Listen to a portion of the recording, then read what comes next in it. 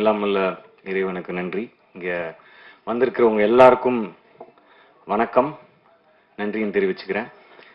First time என்னோட நான் நடிக்கிற படத்துக்கு ஃபர்ஸ்ட் லுக்குக்கு இப்படி ஒரு மேடை, இப்படி ஒரு நிகழ்ச்சி. தாஷமகான் டீமுக்கு நன்றியை தெரிவிச்சுக்கிறேன் இன்னைக்கு நடத்துனதுக்கு. ஸோ ஃபர்ஸ்ட் லுக்குக்கே எதுக்கு ப்ரெஸ் மீட் அப்படின்ற ஒரு கொஸ்டின் எனக்குள்ளேயே ஓடிச்சு. பட் என்னன்னா, இந்த டைட்டிலை பற்றியும் ஒரு சில விஷயங்கள் வந்து ரெஜிஸ்டர் பண்ணணும். அது உங்ககிட்ட முன்னாடி இந்த ப்ரோமோ வந்து ஃபர்ஸ்ட் ஆடியன்ஸ் பார்க்கறதுக்கு முன்னாடி உங்க எல்லாருக்கும் போட்டு காமிக்கணும் அப்படின்றது தான் இன்டென்ஷனாக இருந்தது, டைரக்டர் முன்னாடியே சொன்ன மாதிரி. ஸோ தாஷமகான் நிறைய பேர் அந்த ஏரியா பற்றி கேள்விப்பட்டிருப்போம், எங்கேயோ காதில் கேட்டிருப்போம். நானும் சென்னையில் பிறந்து வளர்ந்த பையன் தான், கேள்விப்பட்டிருக்கேன். பட் அதோடைய உலகத்தை நான் பார்த்தது கிடையாது. அஃப்கோர்ஸ் டைரக்டர் வந்து அங்கேயே பிறந்து வளர்ந்ததுனால அவருக்கு ரொம்ப பரிச்சயமான ஒரு ஏரியா. ஸோ அவர் மூலமாக தான் நான் நிறைய விஷயங்கள் தெரிஞ்சுக்கிட்டேன். ஸோ எல்லாருமே இங்கே நம்ம எல்லாரும் நான்வெஜ் சாப்பிடுவோம், பட் அது எங்கேருந்து வருது அப்படின்னு தெரியாது. தாஷமகான் பற்றி முக்கியமாக ஃபஸ்ட்டு சொல்லணும் அப்படின்னா, அது ஒரு மீட் கேபிட்டல். அங்கேருந்து தான் நம்ம தமிழ்நாட்டுக்கும் சரி நிறைய இடங்களுக்கு வந்து மீட் சப்ளை ஆகக்கூடிய ஒரு இடம் தாஷமகான். ஸோ இதுதான் வந்து அந்த ஏரியாக்கான ஒரு முக்கியமான அடையாளம். அதுக்கு ஒரு பெரிய வரலாறு இருக்கு. அதுக்கப்புறம் என்னோட கேரக்டர் பற்றி நான் சொல்லணும். டைரக்டர் சொன்ன மாதிரி நான் ஒரு ரேப்பரா ப்ளே பண்ணுறேன். ஸோ ரேப் கல்ச்சர் எடுத்துக்கிட்டிங்கன்னா, நான் 90s லைக் சின்ன வயசுல இருக்கும்போது எமினம்லேருந்து ஆரம்பிச்சு 50 சென்ட்லேருந்து ஆரம்பிச்சு, அதுக்கப்புறம் இங்கே வந்து ரஹ்மான் சார் வந்து பிளாஸே அவருடைய இதை இன்ட்ரடியூஸ் பண்ணாங்க. அதுக்கப்புறம் அதுக்கு முன்னாடியே கூட இருந்திருக்கு, பட் எனக்கு அதான். ஸோ அதுக்கப்புறம் வந்து பார்த்தீங்கன்னா ஹிப்ஹாப் தமிழ் ஆதி ப்ரோ அவர் வந்து ஒரு பெரிய புரட்சி பண்ணார். அண்ட் அங்கேருந்து அப்படியே சொல்லிகிட்டே வரலாம். அதுக்கு முன்னாடி நான் இவங்களை விட்டுட்டேன், யோகி பி அண்ணனும் அவருடைய குழுவினர் நம்ம நிறைய கேட்டு என்ஜாய் பண்ணியிருக்கோம். அங்கேருந்து அப்படியே இங்கே வந்தோம் அப்படின்னாக்கா, இப்போ இந்தி மியூசிக் ரேப் கல்ச்சர் வந்து பயங்கரமாக வளர்ந்துருக்கு. நான் ஏன் இதெல்லாம் சொல்கிறேன் அப்படின்னு சொல்கிறேன்.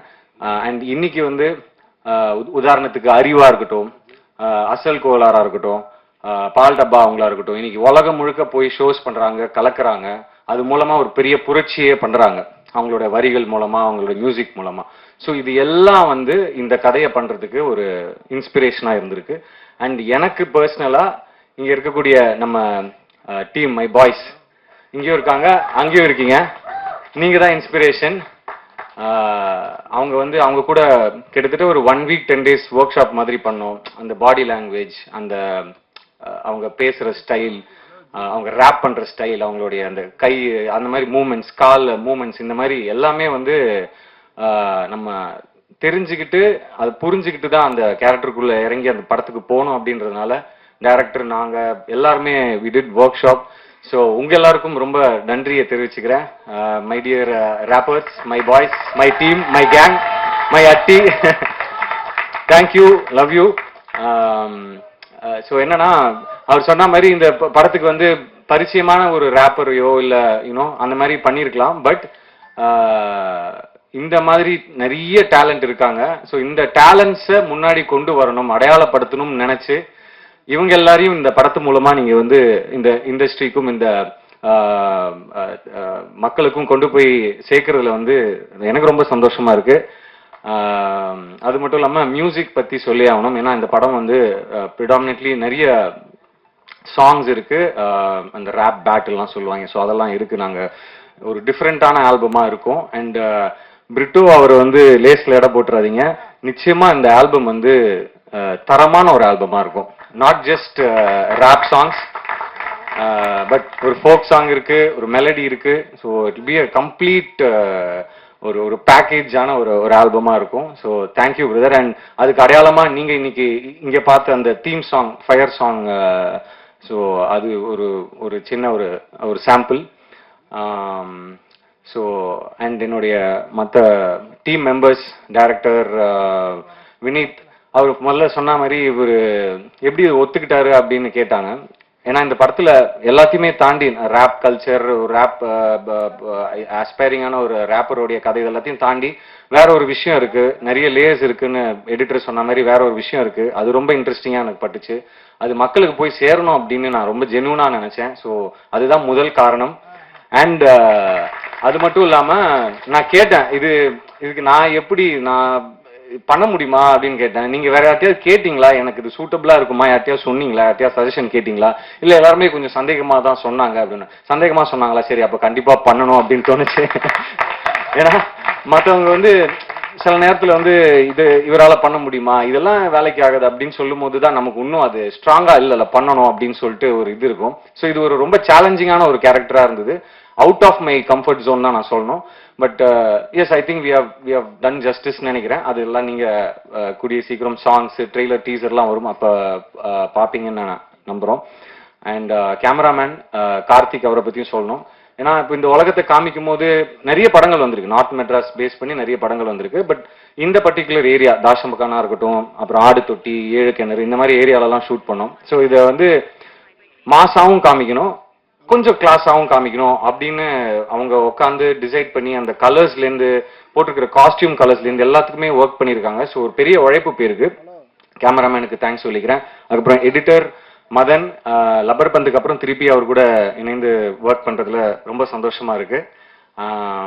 Thank you brother. எனக்கு தெரியும் நாங்கள் நிறைய ஷூட் பண்ணி எடுத்துட்டு வந்திருக்கோம், நீங்க வெட்டி தூக்க போறீங்கன்றதும் தெரியும். பட் எஸ், படத்துக்கு எது தேவையோ, படத்துக்கு எது ஒர்க் ஆகுமோ அதை கண்டிப்பா நீங்க பண்ணுவீங்க. உங்க டீமுக்கும், விநாயகம் எங்க இருக்காரு, ஓகே, ஸோ விநாயகம் அண்ட் உங்க டீமுக்கும் நன்றியை தெரிவிச்சுக்கிறேன். அப்புறம் டைரக்ஷன் டீம், கேமராமேன் டீம், அப்புறம் ஆர்டிஸ்ட் அமீர் ப்ரோ. அவர் சொன்ன மாதிரி அவரு நடிகராக தான் அந்த படத்துக்குள்ள வந்தாரு. அதுக்கப்புறம் ஒரு முக்கியமான ஒரு சாங்கோடைய கோரியோகிராஃபி அவர் பண்ணாரு. நிச்சயமா ஹி இஸ் கோயிங் டு என்ன சொல்றேன், அடுத்த கட்டத்துக்கு இந்த படத்து மூலமா கண்டிப்பா அவர் போவாருன்னு நம்புறேன். ஆஸ் அன் ஆக்டராகவும் சரி, ஒரு கோரியோகிராஃபராகவும் சரி.